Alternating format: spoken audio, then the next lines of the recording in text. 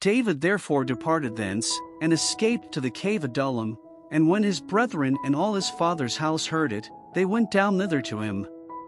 And every one that was in distress, and every one that was in debt, and every one that was discontented, gathered themselves unto him, and he became a captain over them, and there were with him about 400 men.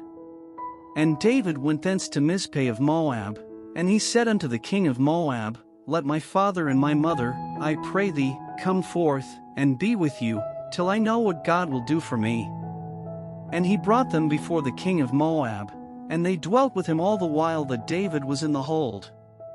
And the prophet Gad said unto David, Abide not in the hold, depart, and get thee into the land of Judah. Then David departed, and came into the forest of Hereth. When Saul heard that David was discovered, and the men that were with him, now Saul abode in Gibeah under a tree in Ramah, having his spear in his hand, and all his servants were standing about him winky face. Then Saul said unto his servants that stood about him, Hear now, ye Benjamites, will the son of Jesse give every one of you fields and vineyards, and make you all captains of thousands, and captains of hundreds? That all of you have conspired against me, and there is none that sheweth me that my son hath made a league with the son of Jesse, and there is none of you that is sorry for me, or sheweth unto me that my son hath stirred up my servant against me, to lie in wait, as at this day? Then answered Doeg the Edomite, which was set over the servants of Saul, and said, I saw the son of Jesse coming to Nob, to Ahimelech the son of Ahitub. And he inquired of the Lord for him, and gave him victuals, and gave him the sword of Goliath the Philistine. Then the king sent to call Ahimelech the priest, the son of Ahitub, and all his father's house, the priests that were in Nob, and they came all of them to the king. And Saul said, Hear now, thou son of Ahitub. And he answered, Here I am, my lord.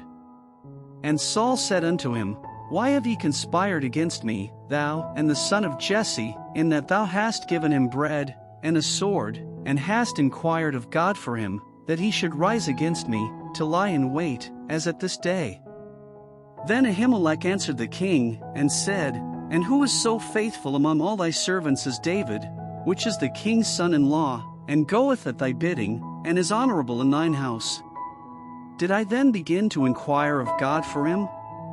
Be it far from me, let not the king impute anything unto his servant, nor to all the house of my father, for thy servant knew nothing of all this, less or more. And the king said, Thou shalt surely die, Ahimelech, thou, and all thy father's house. And the king said unto the footmen that stood about him, Turn, and slay the priests of the Lord, because their hand also is with David, and because they knew when he fled, and did not shew it to me. But the servants of the king would not put forth their hand to fall upon the priests of the Lord. And the king said to Doeg, Turn thou, and fall upon the priests. And Doeg the Edomite turned, and he fell upon the priests, and slew on that day 85 persons that did wear a linen ephod.